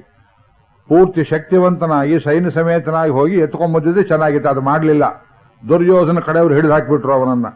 ಹಿಗ್ಗಾಮುಗ್ಗ ಹೊಡೆದ್ರು, ಸೆರೆಯಲ್ಲಿಟ್ಟು ಬಿಟ್ರು. ನಾರದರು ಒಂದು ದಿವಸ ಬಂದು ಮಗ ಎಲ್ಲಿ ಹೋದ ಅಂತ ಅಲ್ಲಿ ಹಾಹಾಕಾರ ದ್ವಾರಕೆಯಲ್ಲಿ. ಅವ್ರು ಹೇಳಿದ್ರು ಅಲ್ಲಿ ಸಾಯ್ತಾ ಕೂತಿದ್ದಾನೆ ನೋಡು ನಾರಾಯಣ ಅಂತ ಹೇಳಿ ಹೋಗ್ಬಿಟ್ರು ನಾರದರು. ಬಲರಾಮನಿಗೆ ರೇಗಿತು. ಅಣ್ಣ ತಮ್ಮ ನಡಿ ಹೋಗೋಣ ಅಂತ ಹೇಳುವಾಗ ಹಿಡಿಸ್ಕೊಂಡ್ ಬರ್ತಾನೆ, ನಾನ್ಯಾಕೆ ಬರಲಿ ಅಂದ್ಬಿಟ್ಟ ಕೃಷ್ಣ. ಬಲರಾಮ ಇದು ನಮ್ಮ ಕುಲಕ್ಕೆ ಅವಮಾನ ಅಂತ ತಿಳ್ಕೊಂಡು ಯಾದವ ವೀರರೊಡನೆ ತಾನು ಹೋಗಿ ಹಸ್ತಿನಾವತಿಗೆ ಮುತ್ತಿಗೆಯನ್ನು ಹಾಕಿ ದುರ್ಯೋಧನನ್ನು ಹಿಗ್ಗಾಮುಗ್ಗ ಹೊಡೆದು ಹಣ್ಣಗಾಯಿ ನೀರುಗಾಯ ಮಾಡಿ ಅವನನ್ನು ಬಿಡಿಸ್ಕೊಂಡು ಬರ್ತಾನೆ. ಆಗ ತಾನು ಮಾಡಿದ ತಪ್ಪಿಗೋಸ್ಕರವಾಗಿ ದುರ್ಯೋಧನ ಏನು ನಷ್ಟಪಟ್ಟ ಅಂದ್ರೆ ಕಾಣಿಕೆ ಕೊಡ್ತಾನೆ ಅಳಿಯನಿಗೆ, ಇಷ್ಟವಿಲ್ಲದ ಅಳಿಯನಿಗೆ 60 ಆನೆಗಳು, 12 ಲಕ್ಷ ಸೇನೆ, 6,000 ರಥ, 1,000 ದಾಸದಾಸಿಯರು. ಇವರನ್ನು ಬಳುವಳಿಯಾಗಿ ಕೊಟ್ಟು ನಿಮ್ಮ ಸಹವಾಸ ಬೇಡ ಯಾದವೀರರು, ದಯಮಾಡಿ ಕರ್ಕೊಂಡೋಗಿ ನನ್ನ ಮಗಳನ್ನ ಅಂತ ಹೇಳಿದ. ಅದನ್ನು ಮೊದಲೇ ಮಾಡಿದ್ರೆ ಪಂಚಾಯಿತಿ ಆಗ್ತಿರಲಿಲ್ಲ. ಆದರೆ ಅಲ್ಲಿ ಇನ್ನೂ ಕೆಲವು ದಿವಸ ತಂಗಿದ ಬಲರಾಮ. ಒಂದು ದಿವಸ ಯಮುನಾ ನದಿಯಲ್ಲಿ ಸ್ನಾನ ಮಾಡುವಾಗ ಅಷ್ಟೊತ್ತಿಗೆ ಬಲದೇವನಿಗೆ ಕ್ಷಮಿಸಬೇಕು, ಮದ್ಯಪಾನದ ಚಟ ಅಂಟಿತ್ತು. ಬಲರಾಮನಲ್ಲಿ ಭಗವಂತನ ಅಂಶ ಅವತಾರ ವಿಸರ್ಜನೆಯಾಗಿ ಎಲ್ಲಿಯೋ ಒಂದು ಮರದ ಪೊಟರೆಯಲ್ಲಿ ಈ ವಾರುಣಿ ಬಂದದ್ದನ್ನು ಕಂಡು ಅದನ್ನು ಬೊಗಸೆಯಾಗಿ ಕುಡಿದು ಅದರ ಅಮಲಿನಲ್ಲಿ ಸ್ನಾನ ಮಾಡ್ತಾ ಇದ್ದಾಗ ಯಮುನೆಯನ್ನ ಹತ್ರ ಬಾ ಅಂತ ಕರೆದ. ನೀರು ದೂರ ಸರಿತಾ ಇತ್ತು. ಇವನು ಈಸುವುದಕ್ಕೆ ಸಾಕಷ್ಟು ನೀರು ಬರಲಿಲ್ಲ. ಹತ್ರ ಬರ್ತೀಯೋ ಬರೋದಿಲ್ವೋ ಅಂತ ಅಮಲಿನಲ್ಲಿ ಯಮುನೆಯನ್ನೇ ಕೆಣಕಿದಾಗ ಅದು ಮಾತಾಡಲಿಲ್ಲ. ನೇಗಿಲನ್ನು ಹಾಕಿ ಯಮುನೆಯನ್ನ ಸೆಳೆದು ಬಿಟ್ಟ. ಯಮುನಾ ನದಿಯ ದಿಕ್ಕೇ ಬದಲಾಗಿ ಹೋಯಿತು ಅಂತ ವರ್ಣನೆ ಮಾಡ್ತಾರೆ ಶ್ರೀಮದ್ ಭಾಗವತದಲ್ಲಿ. ಅದಾದ ಮೇಲೆ ಒಳ್ಳೆಯ ವೃತ್ತ ಅಂತ ಒಂದೆರಡಕ್ಕೆ ಬರ್ತೇವೆ. ಮೊದಲನೆಯದು ಕೃಷ್ಣಗಾರ್ಹ ಪದ್ಯ. ಈ ಹಾಡನ್ನು ಹಾಡಿದ್ರೆ ಚೆನ್ನಾಗಿತ್ತು. ಪುರಂದರದಾಸರ ಬಹಳ ಶ್ರೇಷ್ಠವಾದ ಕೃತಿ. ಇಲ್ಲಿ ಹೇಳಿ ತೋರಿಸೋದಕ್ಕೆ ವೇಳೆ ಇಲ್ಲ. 16,000 ಸ್ತ್ರೀಯರನ್ನ ಕರ್ಕೊಂಡ್ಬಂದಲ್ಲ ಕೃಷ್ಣ. ಹೇಗೆ ಸಂಸಾರ ಮಾಡ್ತಿದ್ದ ಅವರ ಜೊತೆಯಲ್ಲಿ? ನಾರದರಿಗೂ ಚಪಲ. ಬ್ರಹ್ಮ ಇರಲಿ, ರುದ್ರ ಇರಲಿ, ಬೇರೆ ಇತರ ದೇವತೆಗಳಿರಲಿ, ಸ್ವಯಂ ನಾರದರಿಗೆ ಚಪಲವಾಯಿತು. ನಿಜವಾಗಿ ಸಂಸಾರ ಮಾಡ್ತಾನೋ ಅವ್ರ ಕಷ್ಟ ತೀರಿಸು ಅಂತ ಕೇಳಿದ್ರು ಅಂತ ಪುಸ್ತಕಂತ ಕರ್ಕೊಂಡು ಬಂದು ಬರೀ ಹೊಟ್ಟೆಗೆ ಊಟಕ್ಕೆ ಹಾಕಿದ್ರೆ ಏನು ಪ್ರಯೋಜನ? ಉಟ್ಟುಕೊಳ್ಳೋದು ಬಟ್ಟೆ, ತೊಡುವುದಕ್ಕೆ ಆಭರಣಗಳು ಇಷ್ಟು ಕೊಟ್ಟರೆ ಸಾಕೆ. ಹೆಂಡತಿ ಜೊತೆಯಲ್ಲಿ ಸಂಸಾರ ಮಾಡಬೇಕು. ರುಕ್ಮಿಣಿ ಅಷ್ಟೇ ಪ್ರೀತಿಯಿಂದ ಇತರ ಸ್ತ್ರೀಯರನ್ನು ಇವನು ಸಂತೈಸಬಲ್ಲನೇ ಹೇಗೆ? ಅವತಾರದಲ್ಲಿ ಮಾಡದೇನೂ ಇರ್ಬೋದು. ನೋಡಿ, ಎಷ್ಟೋ ಜನ ಸಮಾಜ ಸುಧಾರಕರು ಅಂತಿರ್ತಾರೆ. ಸುಧಾರಕರು ಯಾವುದೋ ಆವೇಶದಲ್ಲಿ ಯಾರೋ ಗತಿ ಕೆಟ್ಟವರನ್ನು ಮದುವೆ ಮಾಡ್ಕೊಂಡು ಬಂದು ಆಮೇಲೆ ಕೈ ಬಿಡುವುದು ಉಂಟು. ಅಥವಾ ಹೊಟ್ಟೆ ಬಟ್ಟೆಗೆ ಕನಿಕರದಿಂದ ಹಾಕಿದ್ರು ಪ್ರೇಮ ತೋರಿಸದೆ ಹೋಗುವುದು ಸಂಭವ. ಒಬ್ಬ ಪುರುಷ ಎಷ್ಟು ಪತ್ನಿಯರಿಗೆ ನಿಜವಾಗಿ ಪ್ರೀತಿ ತೋರಿಸ್ತಾನೋ ನೋಡಬೇಕು ಅಂತ ನಾರದರು ದ್ವಾರಕೆಗೆ ಬರ್ತಾರೆ. ಒಂದು ದಿವಸ ದ್ವಾರಕೆಯಲ್ಲಿ ಏನು ಮಾಳಿಗೆಗಳು, ಎಲ್ಲಿ ನೋಡಿದರೂ ರುಕ್ಮಿಣೀ ದೇವಿಗೆ ಕಟ್ಟಿಕೊಂಡಿರುವಂತಹ ಅರಮನೆ ಹಾಗೆ ಬಂಗಾರದ ಕಲಶಗಳು, ಗೋಪುರಗಳಿಂದ ಒಂದರ ಮೇಲೊಂದು ಮಾಳಿಗೆ ಚೆನ್ನಾಗಿ ಶೋಭಿಸ್ತಾ ಇದೆ. ಎಲ್ಲಿ ಹೋಗಬೇಕು ಅಂತ ತಿಳಿಯಲಿಲ್ಲ ನಾರದರಿಗೆ. ಅಲ್ಲಿಯೇ ಮಂಕ್ ಹಾಕಿದ ಕೃಷ್ಣ. ಯಾವ ಮನೆಗೆ ಹೋಗ್ಬೇಕು, ಯಾವ ಮನೆಗೆ ಹೊರಗೆ ಯಾವ್ದು ನೋಡಿದ್ರು ಒಂದೇ ರೀತಿ ಇದೆ. ಡೋರ್ ನಂಬರ್ ಬೇರೆ ಇಲ್ಲ. ಅಲ್ಲಿ ಪೋಸ್ಟ್ ಆಫೀಸ್ ಇದ್ರೆ ಏನು ಗತಿ ಆಗ್ತಿತ್ತು, ಪೋಸ್ಟ್ ಮನೆ ಎಷ್ಟು ಬಜೀತಿ ಆಗ್ತಿತ್ತು ನೋಡ್ಕೊಳ್ಳಿ. ಈ ಬೊಂಬೈಯಲ್ಲಿ ದೊಡ್ಡ ದೊಡ್ಡ ಫ್ಲಾಟ್ಗಳು, ಇಡೀ ಬ್ಲಾಕ್ಗಳಿವೆ. ಒಂದು ಕಡೆಯಲ್ಲಿ ಇದು ಬಾಬಾ ಅಟಾಮಿಕ್ ರಿಸರ್ಚ್ ಸೆಂಟರ್ ಇದೆ ನೋಡಿ, ನೀವೆಲ್ಲ ನೋಡಿರ್ಬೋದು. ಒಂದು ಇಡೀ ಬ್ಲಾಕ್ನಲ್ಲಿರುವ ಮನೆಗಳಿಗೆ ನಮ್ಮ ಕರ್ನಾಟಕ ಸಂಗೀತದ ಹೆಸರುಗಳನ್ನೇ ಇಟ್ಟಿದ್ದಾರೆ. ಒಬ್ಬರ ಮನೆಗೆ ಆನಂದ ಭೈರವಿ, ಒಬ್ಬರ ಮನೆ ಕಾಂಬೋದಿ. ಆ ರಾಗದ ಹೆಸರು ಗೊತ್ತಿಲ್ಲದೆ ಆದ್ರೆ ಒಂದ್ರ ಹಾಗೆ ಒಂದು ಮನೆ ಇರುತ್ತೆ, ನಿಮ್ಗೆ ಗೊತ್ತೇ ಆಗೋದಿಲ್ಲ. ಈ ಬೊಂಬೈಲ್ ಫ್ಲಾಟೇ ಹೀಗಾದ್ರೆ ಕೃಷ್ಣನ ಕಾಲದಲ್ಲಿ ದ್ವಾರಕೆಯಲ್ಲಿ ಅರಮನೆಗಳ ವೈಭವ ಏನು ಕೇಳಬೇಕು? ನೋಡಿದ್ರು ತಂಬೂರಿ ಬೇರೆ ಇಟ್ಕೊಂಡಿದ್ದಾರೆ, ಫುಳಿಜುಟ್ಟು ಆಡ್ತಾ ಇದೆ. ನಾರದರಿಗೆ ಒಂದು ಮನೆಯನ್ನು ಹೊಕ್ಕರು. ಕೃಷ್ಣ ಮಾಡ್ತೇನೆ ಬನ್ನಿ ಅಂತ ಹೇಳಿ ಆ ಮನೆಯಲ್ಲಿ ಬಂದ್ರ ಅಂತ ಹೇಳಿ ಆಗ್ತಾನೆ ಸ್ವಾಗತ ಮಾಡ್ತಾನೆ. ಹಾಸಿಗೆಯಿಂದ ಎದ್ದವನಂತೆ ಪ್ರಾತಃ ಕಾಲ ಸೂರ್ಯೋದಯವಾಗ್ತಾ ಇದೆ. ನಾರದ್ರೆ ಆನ್ಹಿಕವಾಯ್ತೆ, ಸ್ನಾನವೆಲ್ಲ ಐತೆ, ಬನ್ನಿ ನಮ್ಮ ಮನೆಯಲ್ಲಿ ಉಪಹಾರ ಮಾಡುವರಂತೆ ಅಂತ ಕರೆಯುವಾಗ ನಾರಾಯಣ ನಾನಿನ್ನೂ ಸಂಧ್ಯಾವಂದನೆ ಮಾಡಿಲ್ಲ, ಬರ್ತೇನೆ ಅಂತ ಪಕ್ಕದ ಮನೆಗೆ ಹೋದ್ರು. ಪಕ್ಕದ ಮನೆಯಲ್ಲಿ ಕೃಷ್ಣ ಅಷ್ಟೊತ್ತಿಗಾಗಲೇ ಎದ್ದು ಮಗುವಿಗೆ ಸ್ನಾನ ಮಾಡಿಸ್ತಾ ಇದ್ದಾನೆ. ನಾರದರು ಬಂದ್ರು ಮೇಲೆ ಕೂತ್ಕೊಳ್ಳಿ, ಇದೋ ಮಗುಗೆ ಸ್ನಾನ ಮಾಡಿಸಿ ಬರ್ತೇನೆ, ಪಾಪ ತಣ್ಣೀರಲ್ಲಿ ನಿಂತಿದೆ, ಕೂತ್ಕೊಳ್ಳಿ ಅಂತ ಹೇಳಿದ ಕೂಡಲೇ ನಾರಾಯಣ ಬರ್ತೇನೆ ಎಂದ್ರು. 2 ಮನೆ ಹತ್ತಿ ಇಳಿಯೋ ಅಷ್ಟರಲ್ಲಿ ಸುಸ್ತು ಹೊಡೆದ್ರು. ಇನ್ನೊಂದು ಮನೆಗೆ ಹೋಗ್ತಾ ಇರೋ ಅಷ್ಟರಲ್ಲಿ ಕೃಷ್ಣ ಸ್ನಾನ ಮಾಡಿ ಅಲಂಕಾರ ಮಾಡಿಕೊಂಡು ತಿರುನಾಮಗಳನ್ನು ಹಚ್ಕೊಳ್ತಾ ಇದ್ದಾನೆ. ಏನಪ್ಪ ಅಲಿತಾನೆ ನೋಡಿದ್ನಲ್ಲ ಅಂತ ಮನಸ್ಸಲ್ಲಿ ಅಂದ್ಕೊಳ್ತಾರೆ. ಇನ್ನು ಇರಿ 16,000 ಇದೆ, ಸುಸ್ತು ಹೊಡೆಯೋದು ನಿಮಗೆ. ಮೆಟ್ಲು ಹತ್ತುವುದು ಇಳಿಯುವುದು ಸಾಯಂಕಾಲ ತನಕ ಆಗತ್ತೆ. ಇನ್ನೆಂದೆಂದೂ ಈ ಫಜೀತಿಗೆ ಬರಬಾರದು ಅಂತ ತಿಳ್ಕೊಂಡು ಅಲ್ಲಿಂದ ಮುಂದಕ್ಕೆ ಇನ್ನೊಂದು ಮನೆಗೆ ಹೋದ್ರೆ ಅಷ್ಟೊತ್ತು ಸ್ವಲ್ಪ ಲೇಟ್ ಆಗಿದೆ. ಉಪಹಾರ ಮಾಡ್ತಾ ಕೂತಿದ್ದಾನೆ ಕೃಷ್ಣ. ರುಕ್ಮಿಣಿ ಒಂದಿದ್ದಾರೆ ಅವ್ರಿಗೆ. ನಾರದರಿಗೆ ಉಪ್ಪಿಟ್ಟು ಕೊಡು, ಕಾಫಿ ಕೊಡು, ಟೀ ಕೊಡು, ಬೂಸ್ಟ್ ಕೊಡು, ಕೇಳಿದ್ದೆಲ್ಲ ಕೊಡು ಅಂತ ಹೇಳ್ತಾ ಇದ್ದಾರೆ. ನಾರದ್ರು ಹೇಳಿದ್ರು, ನಿನ್ನ ನಾಮಸ್ಮರಣೆ ಬಿಟ್ಟು ನಾನು ಇದೆಲ್ಲ ಏನು ತಿನ್ನೋದಿಲ್ಲಪ್ಪ, ಬರ್ತೇನೆ ಅಂತ ಹೋಗೋ ಹೊತ್ತು ಮಧ್ಯಾಹ್ನವಾಯಿತು. ಕೃಷ್ಣ ಊಟ ಮಾಡ್ತಾ ಕೂತಿದ್ದಾನೆ. ನಮ್ಮನೆ ಸಾರು ನೋಡ್ತೀರಾ ರುಚಿ ಅಂತ ಕೇಳ್ತಾನೆ ಕೃಷ್ಣ. ಬೇಡ ಬೇಡ ಅಂತ ಇನ್ನೊಂದು ಕಡೆ ಹೋಗೋ ಹೊತ್ತಿಗೆ ತಾಂಬೂಲ ಹಾಕೊಳ್ತಾ ಇದ್ದಾನೆ ಕೃಷ್ಣ. ಹೆಂಡತಿ ಜೊತೆಲಿ ಉಯ್ಯಾಲೆಯಲ್ಲಿ ಕೂತು. ನಾರದ್ರೆ ಹೋಗ್ಲಿ ಬಿಡಿ ಇಂದ. ಯಾಕಪ್ಪ ಅಂದ್ರು, ತಾಂಬೂಲದ ರುಚಿ ನಿಮ್ಗೆ ಯಾಕೆ ಗೊತ್ತಾಗಬೇಕು? ನೀವು ಆಜನ್ಮ ಬ್ರಹ್ಮಚಾರಿಗಳು, ನನ್ನಾಗ ಒಂದು ಮದುವೆ ಮಾಡಿಕೊಂಡಿದ್ರೆ ಅಂತ ಶುರು ಮಾಡುವಷ್ಟರಲ್ಲಿ ಬರ್ತೇನೆ ತಾಳು ಅಂತ ಇನ್ನೊಂದು ಮನೆಗೆ ಹೋದ್ರು. ಹೀಗೆ ಒಂದೊಂದು ಮನೆಯಲ್ಲಿಯೂ ಒಂದೊಂದು ಲೀಲೆಯನ್ನು ನೋಡ್ತಾರೆ. ನೋಡಿ ವಿಶ್ವಪತಿಯ ಸಂಸಾರವನ್ನು ನೋಡಿ. ಪತಿಂ ವಿಶ್ವಸ್ಯಾತ್ಮೇಶ್ವರಗಂ ಶಾಶ್ವತಗಂ ಶಿವಮಚ್ಯುತಂ ನಾರಾಯಣಂ ಮಹಾಜ್ಞೇಯಂ ವಿಶ್ವಾತ್ಮಾನಂ ಪರಾಯಣ. ಆ ಶ್ರುತಿ ಅರ್ಥವನ್ನು ವಿವರಿಸುತ್ತೆ ಶ್ರೀಮದ್ ಭಾಗವತ. ಮಹಾಜ್ಞೇಯಂ, ತಿಳಿಯಲ್ಪಡುವ ವಸ್ತುಗಳಲ್ಲಿ ಅತ್ಯಂತ ಶ್ರೇಷ್ಠವಾದದ್ದು. ಇದೊಂದನ್ನು ತಿಳಿದ್ರೆ ಎಲ್ಲ ತಿಳಿದ ಹಾಗೆ ಅಂತ ಶ್ರುತಿ ಹೇಳಿತು. ಅಂಥವನನ್ನು ಕೆಣಕ್ತಾ ಇದ್ದಾರೆ ನಾರದರು. ಆದರೂ ಬಿಡ್ಲಿಲ್ಲ. ಸಾಯಂಕಾಲ ಸಂಧ್ಯಾವನ್ನ ಮಾಡೋ ತನಕ ಹೋದ್ರು. ಒಂದರ ತರಹ ಒಂದು ಮನೆ ಇಲ್ಲ. ಹೊರಗೆ ನೋಡೋ ಒಂದೇ ರೀತಿ ಇದೆ, ವಿನ್ಯಾಸಗಳು ಬೇರೆ ಬೇರೆ. ಅಲ್ಲಿ ಮೇಜು, ಕುರ್ಚಿ, ಪಲ್ಲಂಗಗಳು, ಉಯ್ಯಾಲೆಗಳು, ಸುತ್ತಮುತ್ತ ತೋಟಗಳು, ಬೆಳೆಸಿದ ಸಾಕು ಪಕ್ಷಿಗಳು, ಅಲ್ಲಿ ಹಾಡುವವರು, ನರ್ತನ ಮಾಡುವವರು, ದೇವರ ಮನೆ ವೈಭವ. ಒಂದು ಕಡೆ ಹೋದ್ರು, ಇನ್ನೇನು ಸೂರ್ಯ ಮುಳುಗ್ತಾ ಇದ್ದಾನೆ, ಕೃಷ್ಣ ಸಂಧ್ಯಾವಂದನ ಮಾಡ್ತಾ ಇದ್ದ. ಸುಸ್ತು ಹೊಡೆದಿದ್ದ ನಾರದ್ರು ಕೂತ್ಕೊಂಡ್ರು. ಸಂಧ್ಯಾವಂದನ ಮಾಡಿ ಬಾಯ ಮಾತಾಡ್ತೇನೆ ಎಂದ್ರು. ಸಂಧ್ಯಾವಂದನ ಮಾಡಿದ ಮೇಲೆ ನಾರದ್ರೆ ಒಳಗೆ ಬನ್ನಿ, ದೇವರ ಮನೆ ಆರತಿ ಮಾಡ್ತಾ ಇದ್ದೇನೆ ತೋರಿಸ್ತೀನಿ ಅಂತ ಸ್ವಯಂ ಕೃಷ್ಣ ತನ್ನ ದೇವರ ಮನೆಯಲ್ಲಿ ಆರತಿ ಎತ್ತಾ ಇದ್ದಾನೆ. ಬೆರಗಾದ್ರು ನಾರದರು. ಆಮೇಲೆ ಕೇಳಿದ್ರು, ಅಯ್ಯ ನೀನು ಬೇಜಾರು ಮಾಡಿಕೊಳ್ಳೋದಿಲ್ಲ ಅನ್ನೋ ಒಂದು ಪ್ರಶ್ನೆ ಕೇಳ್ತೇನೆ. ಕೃಷ್ಣ ಹೇಳಿದ, ಬೇಜಾರು ಯಾಕಾಗಬೇಕು? ಭಾಗವತರು ಬಂದಿದ್ದೀರಿ, ಬೇಕಾದ ಪ್ರಶ್ನೆಗಳನ್ನು ಕೇಳಿ ಉತ್ತರ ಹೇಳ್ತೇನೆ, ನಮ್ಗೆ ತಿಳಿದಿದ್ದು ಹೇಳ್ತೇನೆ ಎಂದ. ನಾರದರು ಕೇಳಿದ್ರು, ಅಯ್ಯ ವೇದಾಂತ ವೇದ್ಯ, ದೇವರ ದೇವ, ದೇವತಾ ಸಾರ್ವಭೌಮ, ಎಲ್ಲರೂ ನಿನ್ನನ್ನು ಪೂಜೆ ಮಾಡಿದರೆ ನೀನೂ ಲೋಕದ ವಿಡಂಬನೆಗೋಸ್ಕರವಾಗಿ ಒಂದು ದೇವರ ಪೂಜೆ ಅಂತ ಮಾಡ್ತಾ ಇದ್ದೀಯಲ್ಲ. ನೋಡಿದ್ರೆ ದೇವರು ವಿಗ್ರಹ ಏನೂ ಇಲ್ಲ, ಒಂದು ದೊಡ್ಡ ಬಂಗಾರದ ಭರಣಿ.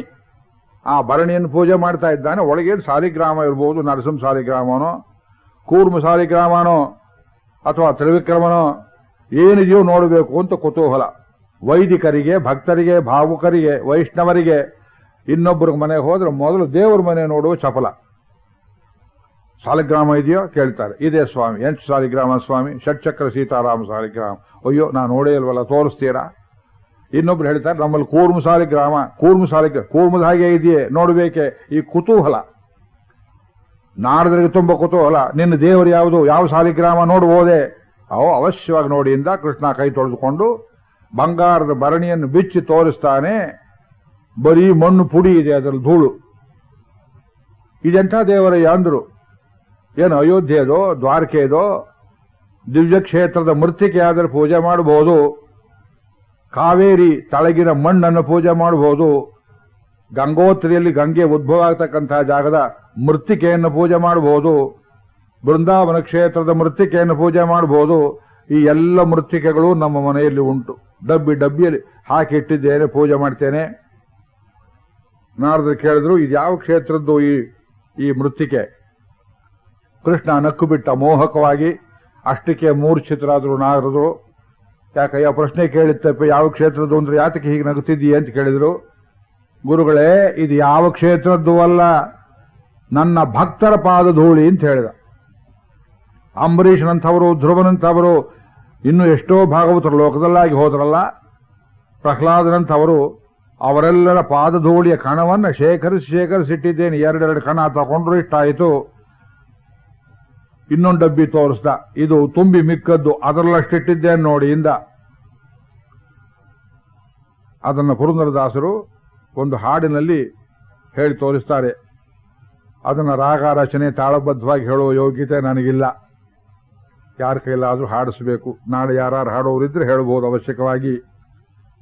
ಹರಿದರುಶನಕ್ಕಾಗಿ ನಾರದರು ಬರಲು, ಹರಿದರುಶನಕ್ಕಾಗಿ ನಾರದರು ಬರಲು, ಸಿರಿದೇವಿ ಹೊರಗಿನ ಬಾಗಿಲಲ್ಲಿದ್ದಳು. ಸ್ವಯಂ ರುಕ್ಮಿಣೀ ದೇವಿ ಕಾಯ್ಕೊಂಡು ನಿಂತಿದ್ದಾಳೆ. ಕೃಷ್ಣ ಹೇಳಿಟ್ಟ, ನಾರದರು ಬಂದು ಅಂತ ಕಾಣುತ್ತೆ ಆ ಬೀದಿ ಕೊನೆಯಲ್ಲಿ. ಇನ್ನೇನು ಬರ್ತಾ ಇದ್ದಾರೆ ನಮ್ಮ ಮನೆಗೆ, ನಾನೇನು ದೇವ್ರ ಪೂಜೆ ಮಾಡ್ತೇನೆ ಅಂತ ಅವ್ರಿಗೆ ಫಜೀತಿ ಮಾಡಬೇಕಾಗಿದೆ. ಬಾಗಿಲಲ್ಲಿ ನಿಂತು ಸ್ವಾಗತ ಮಾಡು ಅಂತ ನಿಲ್ಲಿಸಿದ್ದಾನೆ ಅವಳನ್ನ.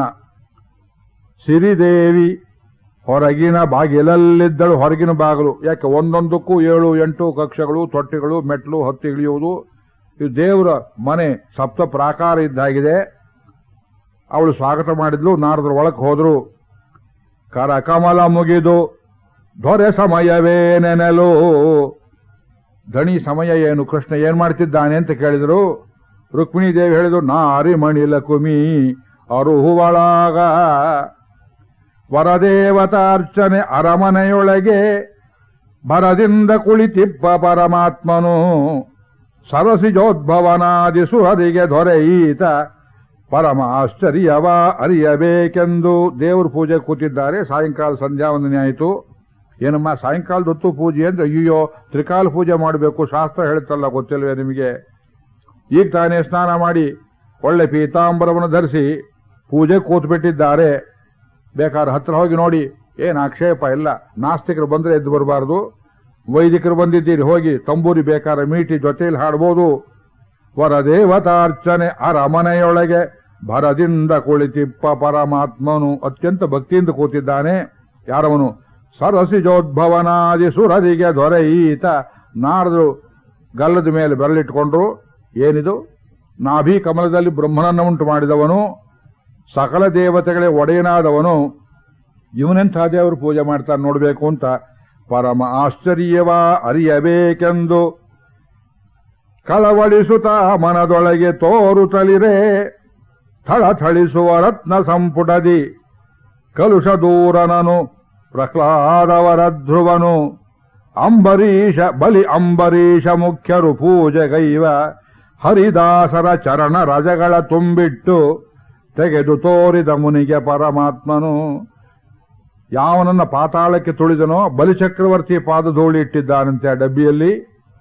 ಅಂಬರೀಷನ ಪಾದಧೂಳಿ, ಪ್ರಹ್ಲಾದ, ಧ್ರುವ ಮೊದಲಾದವರು, ಪ್ರಹ್ಲಾದ ನಾರದಾದಿ ಹೇಳ್ತಾರೆ ತ್ಯಾಗರಾಜರು. ಅವರ ಮಂಗಳ ಪ್ರಸಿದ್ಧವಾದ ಅವರ ಕೀರ್ತನೆಗಳೆಲ್ಲ ಹಾಡ್ತಕ್ಕ ಸಂಪ್ರದಾಯದಲ್ಲಿ ಕೊನೆಯಲ್ಲಿ ಹೇಳುವ ಮಂಗಳದಲ್ಲಿ ಎಷ್ಟೋ ಚರಣಗಳಿವೆ. ಪ್ರಹ್ಲಾದ ನಾರದಾದಿ ಒಂದೇ ಯಾವುದೋ ಒಂದು ಹೇಳಿ ಮುಗಿಸ್ಬಿಡ್ತಾರೆ. ಇವತ್ತು ದೊಡ್ಡ ಹಾಡದು, ಅದನ್ನು ಪೂರ್ತಿ ಹೇಳುವ ಸಂಪ್ರದಾಯ ಈ ಊರಲ್ಲಿ BK ಪದ್ಮನಾಭರಾಯರು ಅಂತಿದ್ರು. ತಾವು ಕೇಳಿದ್ರೋ ಇಲ್ವೋ? ನಾವೆಲ್ಲ ಚಿಕ್ಕ ವಯಸ್ಸಲ್ಲಿ ಓದುವಾಗ ಆ ಮಹಾನುಭಾವ ಒಳ್ಳೆ ಕಂಠ ಇರಲಿಲ್ಲ ಪಾಪ ಅವರಿಗೆ, ಚೆನ್ನಾಗಿ ಹಾಡು. ಮೈಸೂರು ವಾಸುದೇವಾಚಾರ್ಯ ಶಿಷ್ಯರು ಆ ಹಾಡು ಪೂರ್ತಿ ಹೇಳಿ ತೋರಿಸೋರು. ಎಂದರೋ ಮಹಾನುಭಾವರು ತ್ಯಾಗರಾಜರು. ಅವರನ್ನೆಲ್ಲ ಎಂದರೋ ಇವತ್ತು ನಾವು ಸಿಕ್ಕಿದವರಿಗೆಲ್ಲ ಯಾರು ಒಂದು 5 ರೂಪಾಯಿ ಕೊಟ್ಟರು ಎಂದರೋ ಮಹಾನುಭಾವರು ಅಂತ ಹೇಳ್ತೀವಿ. 5 ರೂಪಾಯಿ ಕೊಟ್ಟವ್ರಿಗೆ ಹೇಳೋದಲ್ಲ, ಪರಮಾತ್ಮನ ಪಾದಗಳನ್ನು ಅನವರ್ತ ನೆನೆಸ್ತಾ ಇತರ ವಸ್ತುಗಳನ್ನು ಮರೆಯತಕ್ಕಂಥ ಪ್ರಹ್ಲಾದ ನಾರದಾದಿ ಪವಮಾನಸುತನಾದ ಹನುಮಂತ ಮೊದಲಾದವರು ಯಾವನ ಪಾದ ಪದ್ಮಗಳನ್ನು ಸ್ತೋತ್ರ ಮಾಡ್ತಾರೆಯೋ ಅಂಥವನ ನಾಮಕ್ಕೆ, ಅಂಥವನ ರೂಪಕ್ಕೆ ಮಂಗಳವಾಗಲಿ ಮಂಗಳವಾಗಲಿ. ತ್ಯಾಗರಾಜರು ಮಂಗಳ ಹಾಡ್ತಾರೆ ಭಗವಂತನಿಗೆ. ಆದರೆ ಭಗವಂತ ಹೇಳ್ತಾನೆ, ನನ್ನ ಭಕ್ತರಿಗೆ ಮಂಗಳವಾಗಲಿ, ಅವರ ಚರಣ ಧೂಳಿಯನ್ನು ನಾನು ಪೂಜೆ ಮಾಡ್ತೇನೆ ಎಂಬುದಾಗಿ ಹರಿದಾಸರ ಚರಣ ರಜಗಳ ತುಂಬಿಟ್ಟು ತೆಗೆದು ತೋರಿದ ಮುನಿಗೆ ಪರಮಾತ್ಮನು. ಪರಮಾನಂದ ಭರಿತನಾದ ವಿರಿಂಚಿಸುತ್ತ ಸಿರಿಪತಿ ಪುರಂದರ ವಿಠಲನ್ನ ಸ್ತುತಿಸುತ್ತ. ಇವರಿಗೆ ತುಂಬಾ ಆನಂದವಾಯಿತು. ವಿರಿಂಚಿಸುತ್ತ ಬ್ರಹ್ಮನ ಮಗನಾದಂತಹ ನಾರದರಿಗೆ ಪರಮಾನಂದ ಭರಿತನಾದ ಒಂದು ಹೊಸ ಸ್ಟಾಕ್ ಸಿಕ್ಕಿತು ನನಗೆ ಎಂದರು. ಯಾಕೆ? ಕೀರ್ತನೆ ಮಾಡುವುದಕ್ಕೆ ಲೋಕದಲ್ಲಿ ಹೋಗಿ ನಮ್ಮ ಸ್ವಾಮಿ ಎಂಥವನು ಅಂದ್ರೆ ತನ್ನ ಭಕ್ತರ ಪಾದಧೂಳಿಯನ್ನು ಪೂಜೆ ಮಾಡ್ತಾರೆ. ಇಷ್ಟು ಸುಲಭನಾಗಿದ್ದಾನೆ ಹರಿ, ಅರೆಗಳಿಗೆ ಬಿಟ್ಟು ಅಗಲಲಾರ ತನ್ನ ಭಕ್ತರನ್ನ ಅಂತ ಈ ವೈಭವವನ್ನ ಭಗವಂತನ ಪರಾತ್ಪರತ್ವ ಹೇಳೋದಿದ್ದೇ ಇದೆ. ಅವನು ದೊಡ್ಡವನಲ್ಲ, ಇನ್ಯಾರು ದೊಡ್ಡವರು. ಅವನ ಸೌಲಭ್ಯ, ಅಕ್ಸೆಸಿಬಿಲಿಟಿ, ಅವೈಲಬಿಲಿಟಿ, ಭಕ್ತರಿಗೆ ಎಷ್ಟು ಸಮೀಪದಲ್ಲಿದ್ದಾನೆ. ಯೇ ಯಥಾ ಮಾಂ ಪ್ರಪದ್ಯಂತೆ ತಾಂ ತಥೈವ ಭಜಾಮ್ಯಹಂ. ಯಾರು ನನ್ನನ್ನು ಹೇಗೆ ಭಜನೆ ಮಾಡ್ತಾರೆಯೋ ಅವರು ನಾನೇ ಹಾಗೆಯೇ ಅನುಗ್ರಹ ಮಾಡ್ತೇನೆ. ನನ್ನನ್ನು ತಂದೆ ಅಂತ ಕರೆದ್ರೆ ನಿನ್ನ ನಾ ತಂದೆ ಅಂತ ಹೇಳ್ತೇನೆ ಅಂತ ಭಗವಂತ. Reciprocal relation. ಇದನ್ನು ಒತ್ತಿ ಹೇಳಿದೆ ಇದ್ರೆ ವೈಷ್ಣವ ಸಂಪ್ರದಾಯಕ್ಕೆ ಅರ್ಥವಿಲ್ಲ, ವೇದಾಂತಕ್ಕೆ ಅರ್ಥವಿಲ್ಲ. ದೇವರನ್ನ ಕಂಡ್ರೆ ಭಯ ಭಯ ಭಯ ಎಂಬುದಾಗಿ ಹೆದರಿ ಜನ ಸಾಯ್ತಾರಲ್ಲ, ಇದು ಭಕ್ತಿಗೆ ಅತ್ಯಂತ ಕಠಿಣವಾದ ಒಂದು ವಿಘ್ನ ಅಂತ ತಿಳಿದುಕೊಳ್ಳಿ. ಭಕ್ತಿಗೆ ಯಾವುದು ವಿಘ್ನ ಅಂತ? ದೇವಸ್ಥಾನಕ್ಕೆ ಬರ್ತಾರೆ ಜನ ಭಯದಿಂದ ಬರ್ತಾರೆ, ಭಕ್ತಿಯಿಂದ ಬರೋದಿಲ್ಲ. ನಮ್ಮ ಕನ್ನಡ ಭಾಷೆಯಲ್ಲಿ ಏನು ಹೇಳ್ತೇವೆ? ಭಯಭಕ್ತಿಯಿಂದ ದೇವರನ್ನು ಸಮೀಪಿಸಬೇಕು. ಎರಡೂ ಹೇಗೆ ಬರುತ್ತೆ? ಭಯ ಇದ್ದಲ್ಲಿ ಭಕ್ತಿ ಬರೋದಿಲ್ಲ, ಭಕ್ತಿ ಇದ್ದಲ್ಲಿ ಭಯ ಬರೋದಿಲ್ಲ. ಭಯ ಅಂದ್ರೆ ಯಾವುದಕ್ಕಿರಬೇಕು? ಎಲ್ಲಿ ತಪ್ಪಾಗ್ತದೆಯೋ, ಅವನ ಸೇವೆಯಲ್ಲಿ ಸೋಮಾರಿತನ ಆಗ್ತದೆಯೋ, ಪುಷ್ಪ ಧೂಪ ದೀಪ ಅರ್ಚನೆ ಸಮರ್ಪಣೆ ಮಾಡುವಾಗ ಎಲ್ಲಿ ವ್ಯತ್ಯಾಸವಾಗ್ತದೆಯೋ. ನಮ್ಮ ಧಾರವಾಡ ಜನಕಿಯವರು ಹೇಳ್ತಿದ್ರು, ಅವ್ರು ಪೂಜೆ ಮಾಡ್ತಿರ್ಲಿಲ್ಲ. ಅವ್ರ ಮಗನಿಗೆ ಹೇಳಿದ್ರಂತೆ, ದೇವರಿಗೆ ಇವತ್ತು ಅಭಿಗಾರ ಮಾಡು ಅಂತ ಹೇಳಿದ್ರು. ಅಭಿಗಾರ ಶಬ್ದ ಕೇಳಿರಲಿಲ್ಲ ಆ ಭೂಪತಿ. ಅನ್ನವನ್ನಿಟ್ಟು ದೇವರೆದುರಿಗೆ ಬಿಸಿ ಅನ್ನವನ್ನ, ಅದರ ಮೇಲೆ ತುಪ್ಪವನ್ನು ಹಾಕಿ, ಇದು ನಿನಗೆ ಆರೋಹಣೆ, ಇದನ್ನು ಸ್ವೀಕಾರ ಮಾಡು ಅಂತ ಕೇಳಬೇಕು. ಆ ಬೆಪರಾಷ್ಟ್ರ ಏನು ಮಾಡಿದ್ದ, ಅನ್ನವನ್ನು ಕೆಳಗಿಟ್ಟು ತುಪ್ಪ ಎಲ್ಲ ದೇವರ ಸಾಲಿಗ್ರಾಮದ ಮೇಲೆ ಇಟ್ಟಿದ್ದಾರೆ. ಇದು ಅಪಚಾರ ಭಗವಂತನಿಗೆ. ಗುರುವಿಗೆ ಸೇವೆ ಮಾಡಿದಂತೆ ಒಬ್ಬ ಮಲ್ಕೊಂಡಿದ್ರವರು, ನಾ ಮಲ್ಕೊಳ್ತೀನಪ್ಪ, ಸೊಳ್ಳೆಗೆಳ್ಳೆ ಬಂದ್ರೆ ಓಡಿಸು ಅಂತ ಹೇಳಿದ್ರು. ಅವ್ರ ಕೆನ್ನೆ ಮೇಲೆ ಒಂದು ಸೊಳ್ಳೆ ಕೂತಿತ್ತು, ಅದು ಎತ್ತಿದ ಕೈಗೆ ಬರೋದಿಲ್ಲ ಅಂತ ಫಟ್ ಅಂತ ಒಂದು ಕೊಟ್ಟನಂತೆ. ಅವನು ದೇವರಿಗೆ ಸೇವೆ ಮಾಡುವಾಗ ಉಪಚಾರ ಅಪದೇಶೇನ, ಉಪಚಾರ ಅಂತ ತಿಳ್ಕೊಂಡು ಎಷ್ಟೋ ನಾವು ಅಪಚಾರಗಳನ್ನು ಮಾಡಿಬಿಡ್ತೇವೆ. ನಾವು ಪೀಠದ ಮೇಲೆ ಕೂತ್ಕೊಂಡು ದೇವರನ್ನ ಕೆಳಗಿಟ್ಟು ನೆಲದ ಮೇಲೆ ನೈವೇದ್ಯವನ್ನು ಸಮರ್ಪಣೆ ಮಾಡ್ತೇವೆ. ಇದು ಅಧಮ ಪೂಜೆ. ನೈವೇದ್ಯ ಸಮರ್ಪಣೆ ಮಾಡುವಾಗ ಹೇಗೆ ಮಾಡಬೇಕು? ಯಾರು ಹೇಳ್ತೀರಾ? ಒಬ್ರು 2 ನಿಮಿಷ ಟೈಮ್ ಕೊಡ್ತೇನೆ. ದೇವ್ರ ನೈವೇದ್ಯ ಹೇಗೆ ಮಾಡಬೇಕು? ಉತ್ತರ ಇಲ್ಲ. ಹೇಳಿ. ನೀವು ಕೆಳಗೆ ಕೂಡೋದಾಯ್ತು, ನೈವೇದ್ಯ ಎಲ್ಲಿ ಇಡ್ತೀರಿ? ಹಿಂದುಗಡೆ ಇಟ್ರೆ ಅದು ದೇವರಿಗೆ ಬರೋದಿಲ್ಲ. ಮಣೆ ಮೇಲಿಡಬೇಕು. ರಂಗವಲ್ಲಿ ಹಾಕಿ ಶೃಂಗಾರವನ್ನು ಮಾಡಿ ಭಗವಂತನಿಗೆ, ಅದು ಅವನಿಗೆ ಡೈನಿಂಗ್ ಟೇಬಲ್ ಇದ್ದಾಗಲ್ಲ ಯೋಚನೆ ಮಾಡಿ. ನಮ್ಮ ಮಾತ್ರ ಡೈನಿಂಗ್ ಟೇಬಲ್ ಬೇಕು, ದೇವರಿಗೆ ಬೇಡವೆ. ಒಳ್ಳೆಯ ಮಣೆ ಮೇಲಿಟ್ಟು ಪೂಜೆ ಮಾಡಬೇಕು. ಇದು ಸಾಮಾನ್ಯವಾಗಿ ಎಲ್ಲರೂ ಮಾಡಬಹುದಾದ ರೀತಿ. ಶಾಸ್ತ್ರ ಹಾಗೆ ಹೇಳಿಲ್ಲ, ವೇದ. ಉಪರಿಹಿ ದೇವೇಭ್ಯೋ ದದಾತಿ. ತಲೆ ಮೇಲೆ ಸಿಂಬಿ ಕಟ್ಟಿಕೊಂಡು ಬಿಸಿ ಬಿಸಿ ಅನ್ನವನ್ನ ತಲೆ ಮೇಲಿಟ್ಟು ಮುಖಕ್ಕೆ ಮುಸುಕನ್ನು ಹಾಕಿಕೊಂಡು ಅದರ ಪರಿಮಳವನ್ನು ನಾವು ಮೂಗಿನಿಂದ ಕೂಡ ಸವಿಯಲಾರದಂತೆ, ಇದು ತಿರುಪತಿ ದೇವಸ್ಥಾನದ ಉತ್ಸವಗಳಲ್ಲಿ ಈ ಆರೋಹಣೆ ವೈಭವ ತೋರಿಸ್ತಾರೆ. ದೇವರಿಗೆ ದಂತಮಾರ್ಜನ ಮಾಡಬೇಕಾದ್ರೆ, ಧೂಪ ಹಾಕಬೇಕಾದ್ರೆ, ತುಳಸಿ ಹಾಕಬೇಕಾದ್ರೆ ಅರ್ಚಕರು ಮೂಗು ಬಾಯಿಗಳನ್ನು ಮುಚ್ಚಿಕೊಳ್ತಾರೆ. ಯತಿಗಳು ಹಿರಿಯರೆದುರಿಗೆ ಹೀಗೆ ಬಾಯಿ ಮುಚ್ಚಿಕೊಂಡು ಮಾತನಾಡುವಂತೆ ತಲೆ ಮೇಲೆ ಸಿಂಬಿ ಕಟ್ಟಿ ಅದರ ಮೇಲಿಟ್ಟು ಸ್ವಾಮಿ ಆರೋಹಣೆ ಸ್ವೀಕಾರ ಮಾಡು ಅಂತ ಹೇಳಬೇಕು. ವಾಜರಾಜ ಶ್ರೀಗಳವರ ಫೋಟೋ ನೋಡಿದ್ದೀರೋ ಇಲ್ವೋ? ಅವರು ತಲೆ ಮೇಲಿಟ್ಟುಕೊಂಡು ಹೈಗ್ರೀವ ದೇವರಿಗೆ ಕಡಲೆ ನೈವೇದ್ಯ ಮಾಡೋ ಚಿತ್ರ ನೋಡಿದ್ದೀರೋ ಇಲ್ವೋ? ಯೋಚನೆ ಮಾಡಿ. ಅದು ಕ್ರಮ ಯಾವಾಗಲೂ. ನಾವು ಹೇಳಿದೆ ಅಂತ ನೀವು ಮನೆಯಲ್ಲಿ ನಾಳೆಯಿಂದ ಶುರು ಮಾಡಿದ್ರೆ ಮನೇಲಿ ಕುಟುಂಬದವ್ರಿಗೆ ಬೇಜಾರಾಗುತ್ತೆ. ಸಿಂಬಿ ಕಟ್ಕೊಂಡು ಕೂತು ಬಿಟ್ರಲ್ಲ, ಅಡಿಗೆ ಆಗಿಲ್ವಲ್ಲ, ಹಾಗೆ ಪೂಜೆ ಮಾಡೋಕೆ ಹೋಗಬೇಡಿ. ಗೌರವ ಭಾವನೆ ಇರಬೇಕು. ನಾವೊಂದು ಸಣ್ಣ ಆಸನ ಏನಾರು ಹಾಕೊಂಡ್ರೆ ಸಾಕು, ಭಗವಂತನಿಗೆ ಮನೆಯನ್ನು ಹಾಕಿ ನೈವೇದ್ಯ ಮಾಡಬೇಕು. ಇಂಥ ನಾಡಿದ್ರು ಜಾತಿ ಕೇಳಿದೆ, ಭಗವಂತನ ಸೌಲಭ್ಯ ನೀವೇನು ಕೊಟ್ಟರು, ಒಂದು ಕಲ್ ಸಕ್ಕರೆ ಚೂರು ಕೊಟ್ಟರು, ಇವತ್ತು ಅಡಿಗೆ ಆಗಿಲ್ಲ ಅಂದ್ರೆ ಅಷ್ಟಕ್ಕೆ ತೃಪ್ತಿ ಪಡ್ತಾನೆ. ಈ ಸೌಲಭ್ಯವನ್ನು ಒತ್ತಿ ಒತ್ತಿ ಒತ್ತಿ ಹೇಳಬೇಕು. ಭಯದಿಂದ ದೇವರಿಗೆ ಏನು ಮಾಡೋಕೆ ಹೋಗಬಾರದು. ಇವತ್ತು ಮುಂದಿನ ಪ್ರಮೇಯದಲ್ಲಿ ಈ ಕುಶೇರೋಪಾಖ್ಯಾನ ಸಾಕಷ್ಟು ಹೇಳ್ತೇನೆ ಈ ವಿಷಯಗಳನ್ನ. ಇಂಥದೇ ಆಗಬೇಕು ಅಂತಿಲ್ಲ ದೇವರ ಪೂಜೆಗೆ. ಈ ಪ್ರಾಕೃತ ಅವರು ಈಗ ತಾನೇ ಹಾಡಿ ತೋರಿಸಿದ್ರು. ದೇವರಿಗೆ ಯಾವ ಪುಷ್ಪ ಅರ್ಪಿಸಬೇಕು, ಏನ್ ನೈವೇದ್ಯ ಮಾಡಬೇಕು, ಎಲ್ಲ ಅವನ ಸೃಷ್ಟಿಯಲ್ಲಿಯೇ ಬರುವ ಪದಾರ್ಥ. ನೀವು ಅಂತ ಸೃಷ್ಟಿ ಮಾಡಿದ್ ಒಂದೂ ಇಲ್ಲ. ನಮ್ಮದನ್ನು ನೋಡಿದ ಮೇಲೆ ದೇವರಿಗೆ ಇನ್ನು ನೀವು ನೈವೇದ್ಯ ಮಾಡಿದಿರಿ, ಅವನು ಪೂಜೆ ಮಾಡಿದಿರಿ, ನಮ್ಮ ಕೈಯಿಂದ ಮಾಡೋಕ್ಕಾಗೋದಿಲ್ಲ. ಆದ್ದರಿಂದ ಈ ಪ್ರಮೇಯವನ್ನು ನಾರದರು ಲೋಕದಲ್ಲೆಲ್ಲ ಪ್ರಚಾರ ಮಾಡಿಕೊಂಡು ಹೋದರು ಅನ್ನುವ ಈ ದರ್ಶನಕ್ಕೆ ನಾರದರು ಬಂದ ಪ್ರಸ್ತಾಪ. ಈ ಕಥೆ ತುಂಬಾ ರೋಚಕವಾದ ಕಥೆ. ಇನ್ನು ಮುಂದಿನ ವೃತ್ತಾಂತಕ್ಕೆ ಹೋಗೋಣ. ಮುಂದಿನ ವೃತ್ತಾಂತ ಇನ್ನೊಂದು ಅಮೋಘವಾದ ಚರಿತ್ರೆ. ಇದು ನಮ್ಮನ್ನ ಬೇರೊಂದು ಯುಗಕ್ಕೆ ಒಯ್ಯುತ್ತೆ ಇವತ್ತು. ಇದು ನೃಗ ಚಕ್ರವರ್ತಿಯ ಕಥೆ. ಅದಾದ ಮೇಲೆ ಮುಂದಿನ ಕಥೆಗೆ ನಾವು ಬರ್ತೇವೆ. ನೃಗ ಚಕ್ರವರ್ತಿ ಅಂದ್ರೆ ಯಾರು ಅಂತ ಕೇಳಬಹುದು.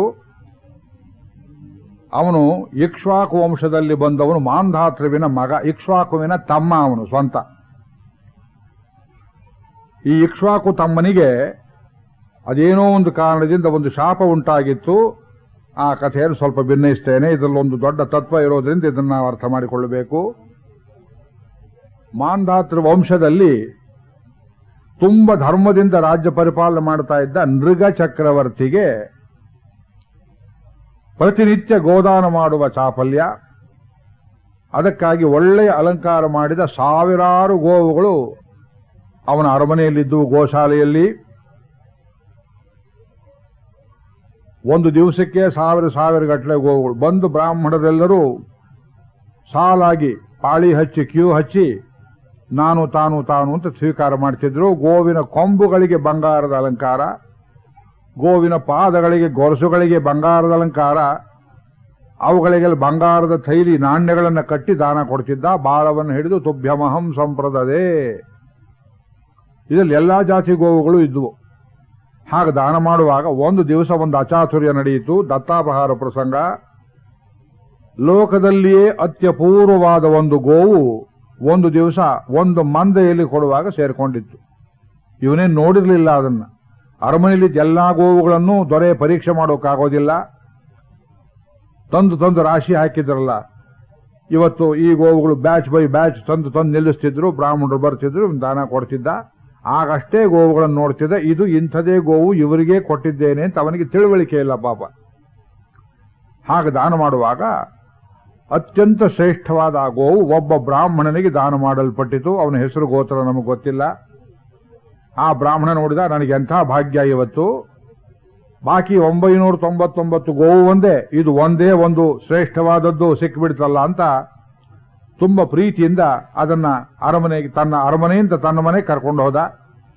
ಕರ್ಕೊಂಡು ಹೋಗುವಾಗ ಕೊಟ್ಟಿಗೆಯಲ್ಲಿ ಸೇರಿಸಿದ್ರು, ಕಟ್ಟಿದ್ರು, ಮಾಡಿದ್ರು. ಅದು ಯಾವ ಮಾಯವೋ ಏನಾಯ್ತೋ ಏನು ಕಥೆಯೋ, ಆ ಗೋವು ಕೊಟ್ಟಿಗೆಯಿಂದ ತಪ್ಪಿಸಿಕೊಂಡು ಮತ್ತೆ ರಾಜನ ಅರಮನೆಗೆ ಬಂದು ಮರು ದಿವಸ ಇನ್ನೇನು ಗೋದಾನಕ್ಕೆ ಅಂತ ಬೇರೆ ಗೋವುಗಳನ್ನು ಕೊಡೋಕೆ ಸಿದ್ಧ ಮಾಡಿಟ್ಟಿದ್ರು. ಆ ಗೋವುಗಳ ಮಂದೆಯಲ್ಲಿ ಸೇರ್ಕೊಂಡ್ಬಿಡುತ್ತದು.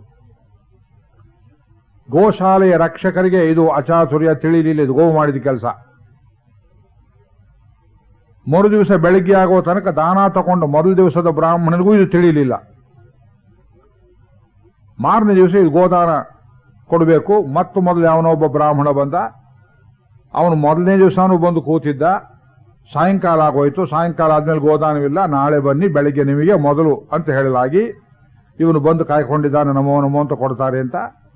ಆ ಗುಂಪಿನಲ್ಲಿ 1000 ಗೋವುಗಳ ಮಧ್ಯೆ ನೆನ್ನೆ ಅವನು ನೋಡಿದ್ನಲ್ಲ, ಇನ್ನೊಬ್ಬರಿಗೆ ಹೋಗಿತ್ತಲ್ಲ, ಅದೇ ಗೋವು ಬಂದಿದೆ ಅಂತ ತಿಳ್ಕೊಳ್ಳಿಲ್ಲ. ಅಂಥದೇ ಒಂದು ಗೋವು ನನಗೂ ಸಿಕ್ತಲ್ಲ ಅಂತ ಹಿಗ್ಗಿದ್ದಾನೆ. ತುಭ್ಯಮಹಂ ಸಂಪ್ರದದೆ ಹೇಳಿ ಮುಗಿಯಿತು. ಈ ಗೋವು ಮಂದೆ ನಟ್ಕೊಂಡು ಇವನು ತನ್ನ ಮನೆಗೆ ಹೋದ. ಅಷ್ಟರಲ್ಲಿ ಮೊದಲ ದಿವಸ ಗೋವು ಪಡೆದಿದ್ದವನು ಬೆಳಿಗ್ಗೆ ಎದ್ದು ಆ ಮುದ್ದಿನ ಗೋವು ಹೇಗಿದೆ ಅಂತ ಹೋಗಿ ಹುಡುಕಾಡಲಾಗಿ ಅದು ಸಿಕ್ಕದೆ, ಅಯ್ಯೋ ಎಲ್ಲಿ ಹೋಯ್ತು ಈ ಗೋವು ಅಂತ ತುಂಬಾ ಕಷ್ಟಪಟ್ಟುಕೊಂಡು ನೋಡಿದ. ಯಾರೋ ಹೇಳಿದ್ರು, ಆ ಗೋವು ತಪ್ಪಿಸ್ಕೊಂಡು ಹೋಯ್ತಲ್ಲ ಸ್ವಾಮಿ, ಈ ದಾರಿಯಲ್ಲಿ ನೋಡ್ಲಿಲ್ವೇ ನೀವು, ನಾವನ್ನ ಎಬ್ಸಿದ್ವು, ನೀವು ನೋಡ್ಲಿಲ್ಲ ಅಂತ ಹೇಳಲಾಗಿ ಎಲ್ಲಿ ಹೋಗಿರ್ಬೋದು. ರಾಜ್ಯದಲ್ಲಿ ಗೋವನ್ನು ಪತ್ತೆ ಮಾಡೋದಕ್ಕೆ ದೊರೆಯನ್ನೇ ಕೇಳೋಣ ಅಂತ ಮತ್ತೆ ಅರಮನೆಗೆ ಬಂದ. ಮೃಗ ಚಕ್ರವರ್ತಿ ಎಲ್ಲ ಅಲಂಕಾರ ಮಾಡ್ಕೊಂಡು ಕೂತಿದ್ದಾನೆ ದಾನ ಕೊಡ್ತಾ. ದಾನ ಸ್ವೀಕಾರ ಮಾಡ್ತಿದ್ದ ಬ್ರಾಹ್ಮಣ ಎರಡನೇವನು ಅಲ್ಲೇ ಇದ್ದ. ಪ್ರಾತಃ ಕಾಲ ಆ ಗೋವು ಅಲ್ಲೇ ಇತ್ತು. ಅದನ್ನು ನೋಡಿದ, ಕೋಪ ಬಂತು. ರಾಜನೇ ಬೇಕಂತ ಮಾಡಿಸಿದ್ದಾನೆ ಅಂತ ಕೋಪಗೊಂಡ. ಮಹಾರಾಜ, ಆಸೆ ತೋರಿಸಿ ನಿರಾಶೆ ಮಾಡುವುದು ಮಹಾಪಾತಕ. ಅದರಲ್ಲಿ ಗೋದಾನ ಬೇರೆ ಕೊಟ್ಟಿದ್ದೀಯೇ, ಅದನ್ನು ಮತ್ತೆ ಕದ್ದು ದತ್ತಾಪಹಾರ ಮಾಡಿ ಇನ್ನೊಬ್ಬನಿಗೆ ಕೊಟ್ಟಿದ್ದೀಯೇ, ಇದು ಶುದ್ಧ ತಪ್ಪು. ಆ ಗೋವನ್ನು ನನಗೆ ಕೊಟ್ಬಿಡು, ನೀ ಮಾಡಿದ ತಪ್ಪನ್ನು ಕ್ಷಮಿಸ್ತೇನೆ ಅಂತ ಕೂಗಾಡಿದ, ಒದರಾಡಿದ ಅರಮನೆ ಮುಂದೆ. ಚಕ್ರವರ್ತಿ ಗಾಬರಿ ಆಯಿತು. ಆ ಮಹಾರಾಯನ ಕಾಲಿಗೆ ಬಿದ್ದ, ಇದು ನಾನಾಗಿ ಮಾಡಿದ ತಪ್ಪಲ್ಲ ಸ್ವಾಮಿ, ನನಗೆ ತಿಳಿಲಿಲ್ಲ. ಇದು ನೀವು ತಗೊಂಡಿದ್ಯಾವ ಗೋವು, ಇವರು ಕೊಟ್ಟಿದ್ಯಾವ ಗೋವು, ಇದು ಅರಮನೆ ಆಳು ಕಾಳು ಮಾಡಿದ ಕೆಲಸ ಅಂತ ಹೇಳಿ ಈಗ ದಾನ ತಗೊಂಡ ಬ್ರಾಹ್ಮಣನಿಗೆ ಹೇಳಿದ, ಅಯ್ಯ ನೀನು ಆ ಗೋವನ್ನು ಬಿಟ್ಬಿಡು, ನಿನಗೆ 10,000 ಬೇರೆ ಗೋವುಗಳನ್ನು ಕೊಡ್ತೇನೆ, ಇಲ್ದರೆ ನನಗೆ ಬ್ರಾಹ್ಮಣ ಶಾಪ ಬಂದು ಬಿಡುತ್ತೆ, ಆ ಗೋವನ್ನು ವಾಪಸ್ ಕೊಟ್ಬಿಡು ಅಂತ ಕೇಳಿದ. ಎರಡನೇ ದಿವಸ ದಾನ ತಗೊಂಡವನು ಹೇಳಿದ, ಅಯ್ಯ ನನಗೆ ಈ ಗೋವೇ ಬೇಕು, ನೆನ್ನೆಯಿಂದ ಹೊಂಚು ಹಾಕಿದ್ದು ನಂಗೆ ಸಿಕ್ಬೋದು ಅಂತ. ಅದೇನು ಅವನು ಪುಣ್ಯ ಅಂತ ಅವನಿಗೆ ಸಿಕ್ಕಿತು, ಅದು ನನಗೆ ಗೊತ್ತಿಲ್ಲ. ಇದು ಎಲ್ಲಿ ಹೋಯಿತು ಎಲ್ಲಿ ಬಂತು ಅದು ನಿನ್ನ ಹಣೆ ಬರಹ. ನನಗೆ ನೀನು ತುಭ್ಯಮಹಂ ಸಂಪ್ರದದೆ ಹೇಳಿ ಕೊಟ್ಟಿದ್ದೀಯೋ ಇಲ್ವೋ, ಕೊಟ್ಟ ಮೇಲೆ ನನಗೆ ಗೋವಾಯಿತು, ಅವನಿಗೆ ಏನಾದರೂ ಬೇರೆ ಕೊಡು, ಈ 10,000 ಗೋವನ್ನು ಅವನಿಗೆ ಕೊಡಬೇಕಾದ್ರೆ ಅಂತ ಇವನು ಹಠ ಹಿಡಿದು ಬಿಟ್ಟ. ರಾಜನಿಗೆ ತುಂಬಾ ಭಯವಾಯಿತು. ಮಂತ್ರಿಗಳನ್ನು ಕರೆಸ್ದ, ಪುರೋಹಿತರನ್ನು ಕರೆಸ್ದ. ಇದಕ್ಕೇನು ಶಾಸನ ಮಾಡುವುದು? ಒಂದು ಗೋವಿಗೆ ಇಬ್ಬರು ಜಗಳ ಮಾಡ್ತಾ ಇದ್ದಾರೆ. ಜಗಳಕ್ಕೆ ಕಾರಣ ಅವರಲ್ಲ, ಜಗಳಕ್ಕೆ ಕಾರಣ ತಾನು ತಿಳಿಯದೆ ಮಾಡಿದ ಗೋದಾನ. ಒಬ್ಬನು ಕೊಟ್ಟದನ್ನು ಕಿತ್ತು ಒಬ್ಬರು ಕೊಟ್ಟು ಬಿಟ್ಟ. ತಿಳಿಯದೆ ಮಾಡಿದ್ರು ತಪ್ಪು ತಪ್ಪೆ. ಇದಕ್ಕೇನು ಮಾಡೋದು ಅಂತ ಯೋಚನೆ ಮಾಡ್ತಾ ಇರುವಷ್ಟರಲ್ಲಿ ಎರಡನೇ ಬ್ರಾಹ್ಮಣನಿಗೆ ಸಿಟ್ಟು ಬಂತು, ಮೊದಲನೇವನಿಗೂ ಸಿಟ್ಟು ಬಂತು.